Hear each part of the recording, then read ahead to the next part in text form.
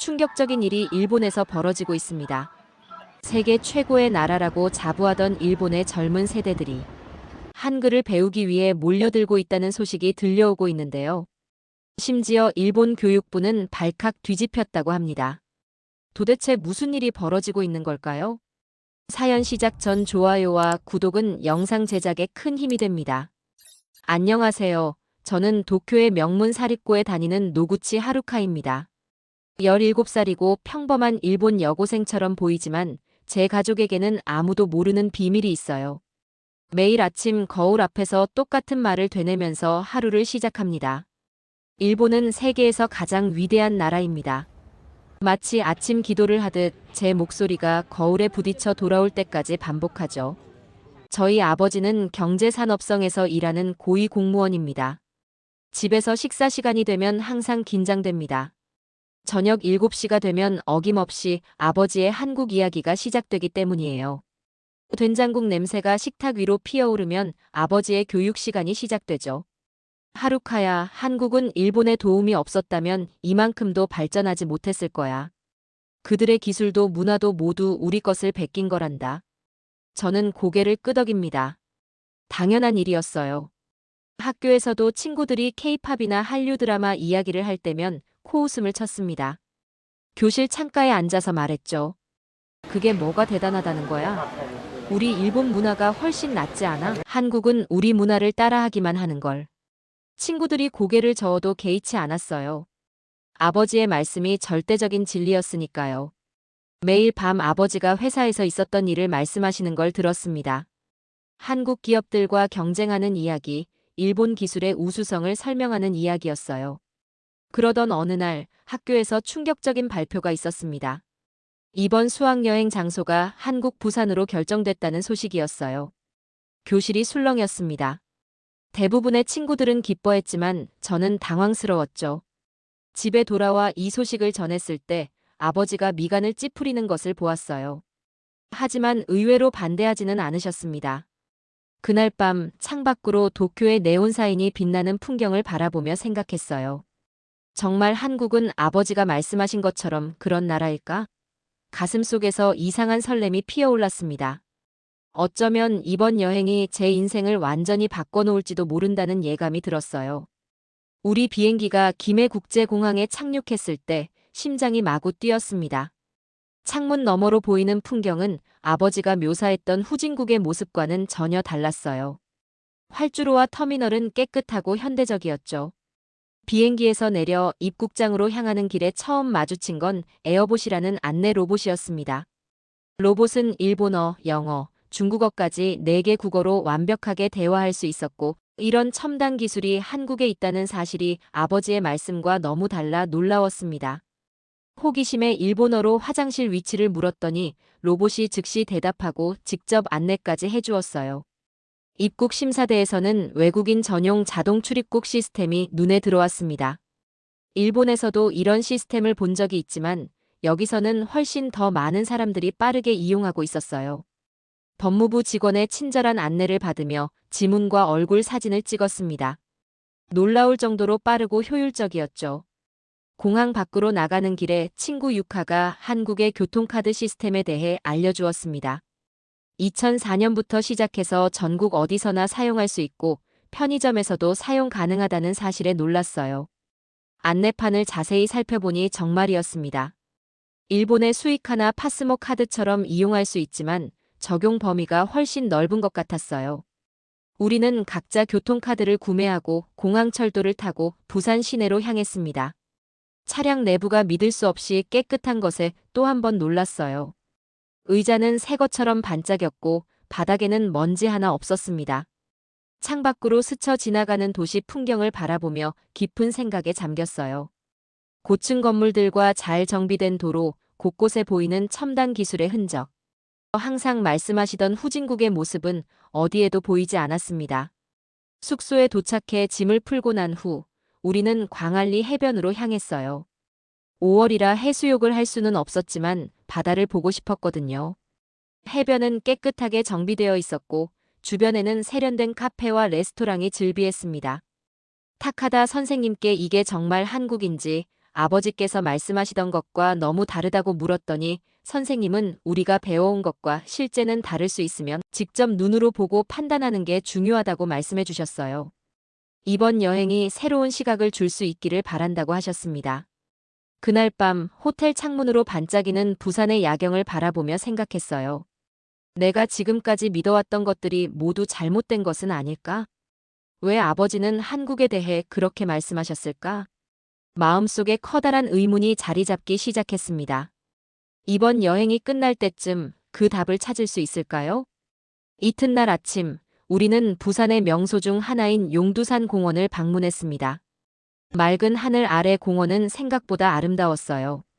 탁 트인 전망대에서 부산의 풍경을 바라보니 항구 도시의 웅장함이 한눈에 들어왔습니다. 하지만 오늘의 진짜 충격은 공원 내 부산 역사박물관에서 시작되었어요. 박물관으로 향하는 길에 가이드 김 선생님이 우리를 맞이했습니다. 40대 중반으로 보이는 그는 유창한 일본어로 인사를 건넸어요. 그가 일본어를 전공했다는 말에 약간 안심이 되었습니다. 전시관에 들어서자 김 선생님은 부산의 역사에 대해 설명하기 시작했어요. 그 중에서도 한국 전쟁 당시 부산이 임시 수도였다는 이야기가 흥미로웠습니다. 하지만 그 다음 주제에서 저는 완전히 얼어붙고 말았어요. 일제강점기 시절 부산은 일본의 식민 지배 아래 큰 고통을 겪었습니다. 1910년부터 1945년까지 35년간 일본은 한국을 강제로 점령했고 부산은 그 침략의 최전선이었습니다. 귀를 의심했어요. 학교에서는 한국이 일본의 보호 아래 근대화되었다고 배웠는데 김 선생님은 전혀 다른 이야기를 하고 있었거든요. 용기를 내어 질문했습니다. 35년 동안 일본이 한국을 강제로 점령했다고요? 저희는 학교에서 그렇게 배우지 않았어요. 김 선생님은 잠시 저를 바라보더니 부드러운 목소리로 대답했습니다. 그는 강제징용, 위안부 문제, 민족말살 정책 등 일제강점기의 아픈 역사를 차분히 설명해 주었어요. 그의 목소리에는 비난이나 분노가 없었지만 그 사실들은 제 마음을 무겁게 짓눌렀습니다. 박물관 한쪽에는 항일운동가들의 사진과 이야기가 전시되어 있었어요. 자국의 독립을 위해 목숨을 바친 이들의 이야기는 제가 지금까지 배워온 역사와 완전히 달랐습니다. 특히 유관순이라는 여학생의 이야기에 마음이 아팠어요.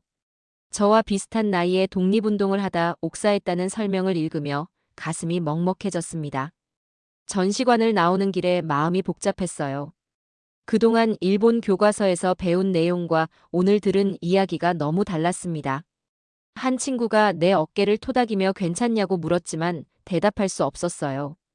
근처 벤치에 앉아 스마트폰으로 검색을 시작했습니다. 일제강점기, 강제징용, 위안부. 검색 결과는 김 선생님의 이야기를 뒷받침하고 있었어요. 일본어 자료보다 영어 자료에서 더 많은 정보를 찾을 수 있었습니다. 어째서 우리는 이런 역사를 제대로 배우지 못했을까요? 숙소로 돌아가는 버스 안에서 창밖을 바라보며 생각했어요.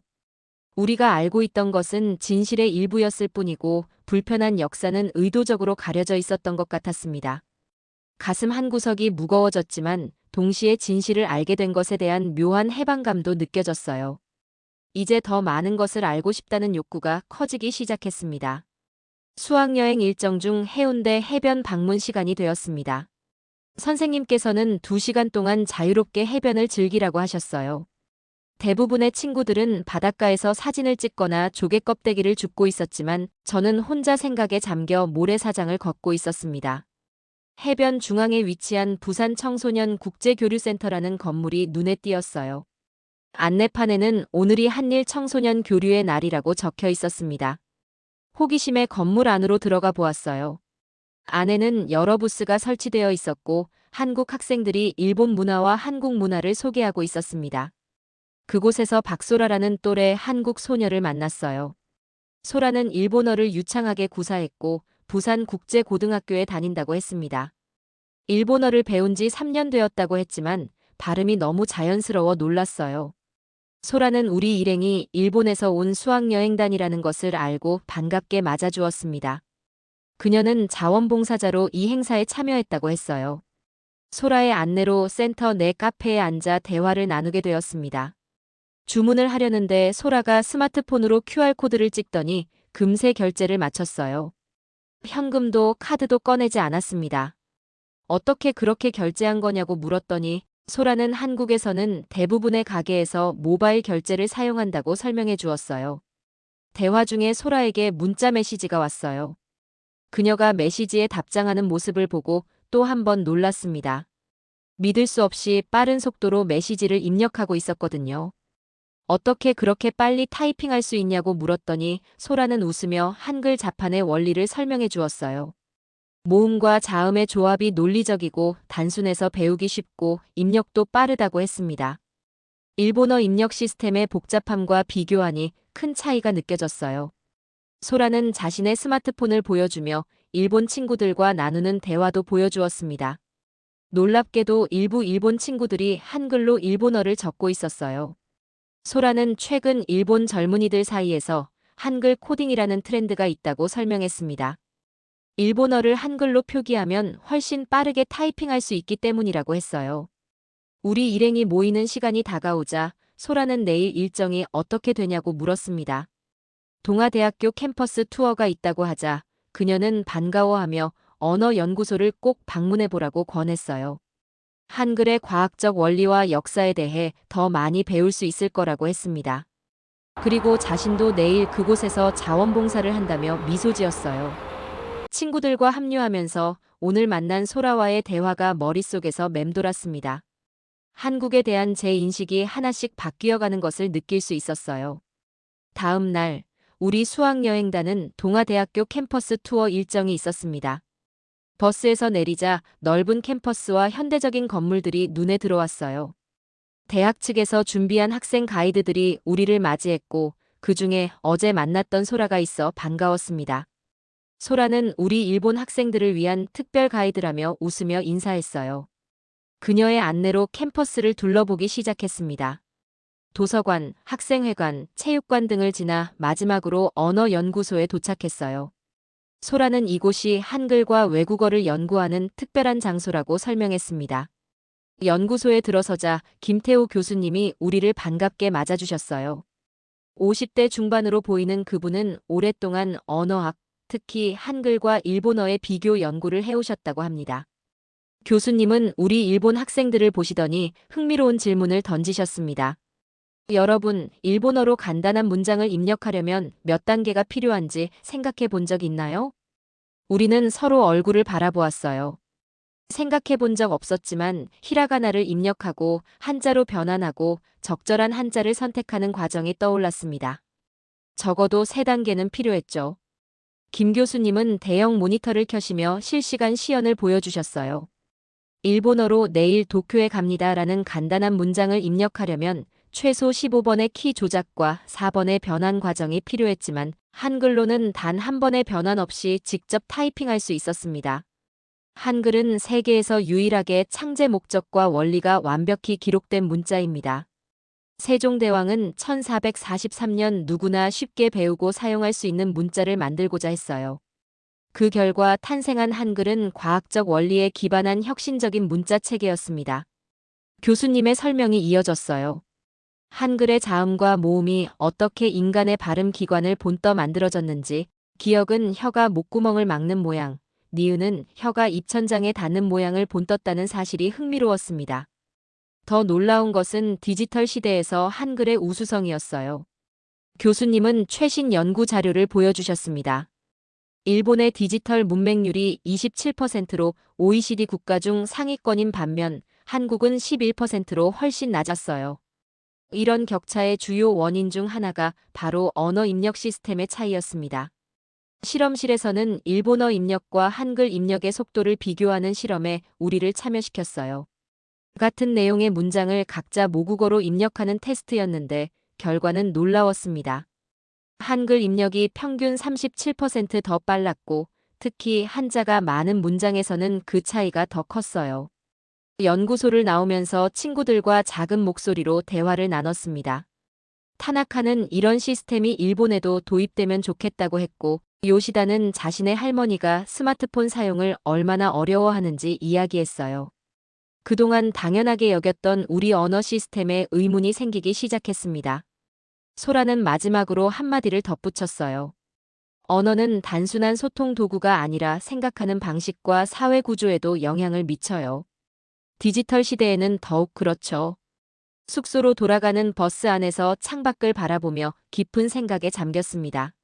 내가 알고 있던 세상이 하나씩 새롭게 보이기 시작했어요. 부산 여행의 세 번째 날, 우리는 해운대 인근에 있는 디지털 베이 센터를 방문했습니다. 이곳은 최신 IT 기술을 체험할 수 있는 공간으로 부산시에서 운영하는 청소년 교육 시설이었어요. 입구에 들어서자마자 첨단 기술의 향연이 펼쳐졌습니다. 로봇이 안내하는 체험관을 따라 걷다 보니 디지털 소통 부스라는 공간이 눈에 띄었어요. 이곳에서는 한국 청소년들이 스마트폰과 태블릿으로 다양한 SNS를 활용하는 모습을 볼 수 있었습니다. 소라도 이곳에서 자원봉사를 하고 있어 반갑게 인사를 나눴어요. 소라는 우리를 한글 코딩존이라는 특별한 공간으로 안내했습니다. 10여 명의 한국 학생들이 컴퓨터와 스마트폰으로 무언가를 열심히 타이핑하고 있었어요.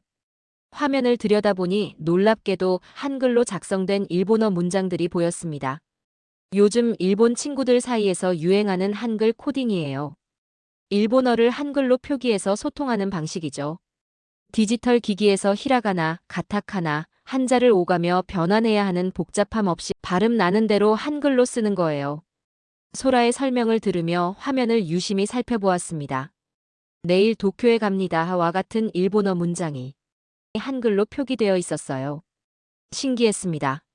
실제로 일본 친구들과 대화해 볼래요? 소라가 제안했고 저는 망설임 없이 수락했습니다. 소라는 태블릿을 건네주며 친구들과의 그룹 채팅방에 초대해 주었어요. 채팅방에는 도쿄와 오사카에 사는 일본 학생들이 있었고 놀랍게도 모두 한글로 일본어를 적고 있었습니다. 처음에는 어색했지만 소라의 도움으로 한글 자판을 배우기 시작했어요. 예상보다 쉬웠습니다. 자음과 모음의 배치가 논리적이어서 금방 익숙해졌어요. 일본 학생 하나가 채팅방에 글을 남겼습니다. 한글로 타이핑하면 정말 빨라요. 이제 히라가나로 돌아가기 싫을 정도예요.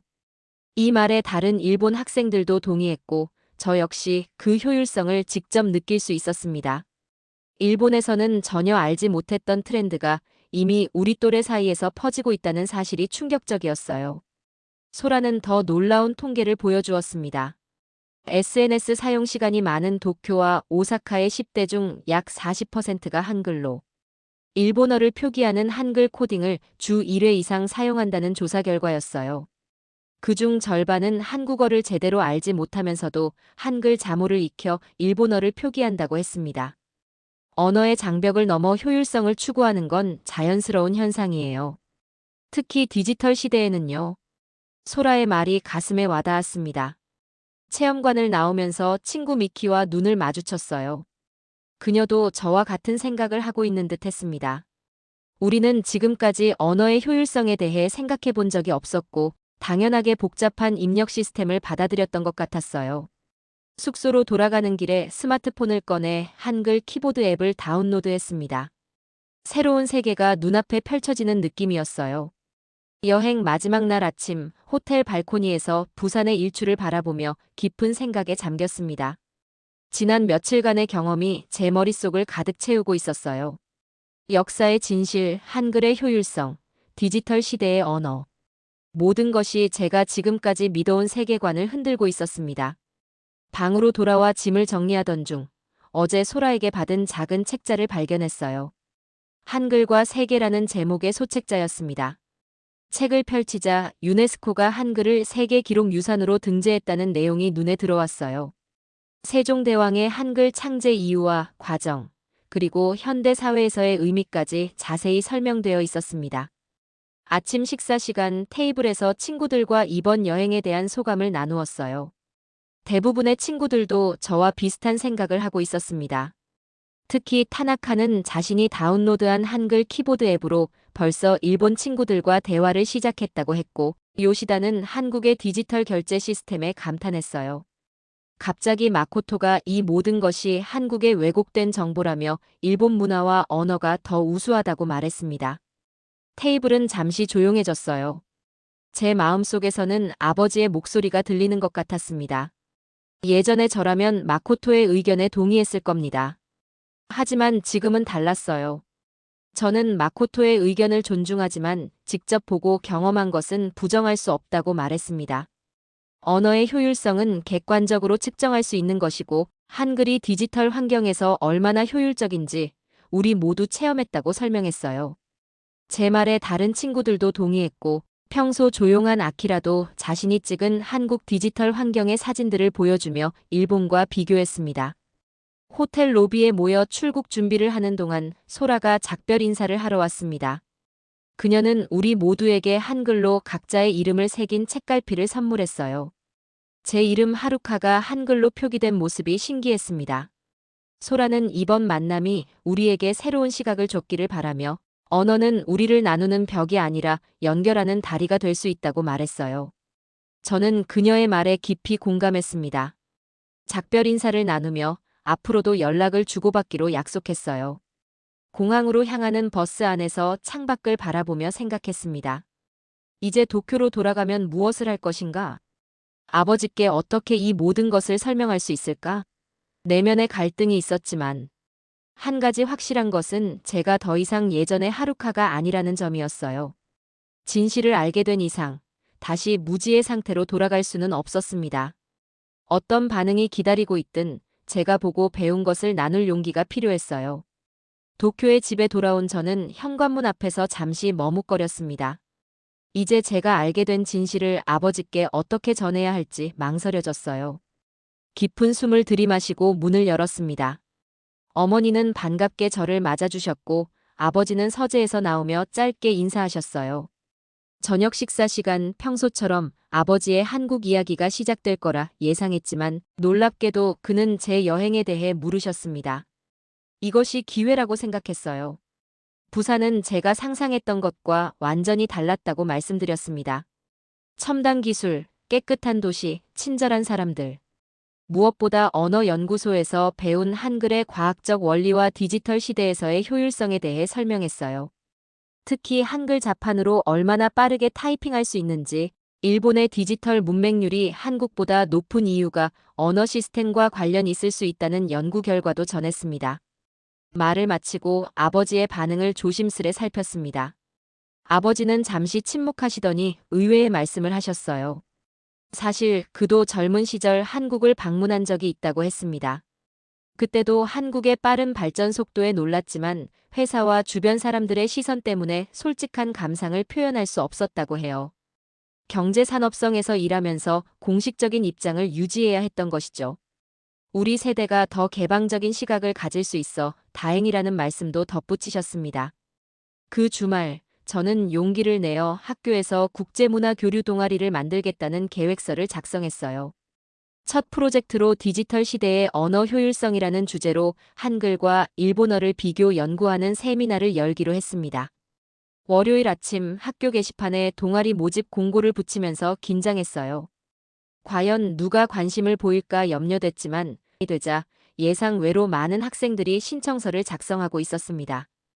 부산 여행에 함께 갔던 친구들뿐만 아니라 평소 한류에 관심 있던 학생들, 심지어 컴퓨터 프로그래밍 동아리 학생들까지 관심을 보였어요.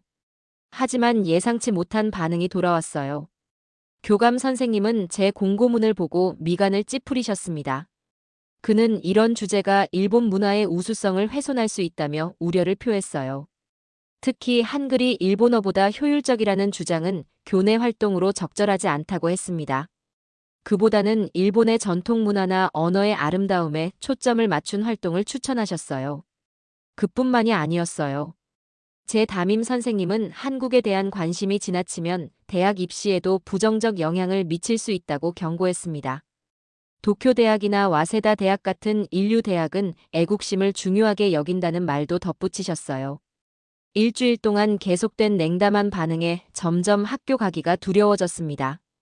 친구들도 한글 키보드를 사용해보고 그 효율성에 놀랐다며 이런 사실을 공유하는 게 왜 문제가 되는지 이해할 수 없다고 했어요. 실망과 좌절 속에서 소라에게 이 상황을 털어놓았습니다. 화상 통화로 만난 소라는 이해하는 눈빛으로 말했어요. 그녀에 따르면 한국에서도 과거에는 비슷한 일들이 있었다고 합니다. 새로운 아이디어나 변화에 대한 저항은 어느 사회에나 존재한다고 위로해 주었어요.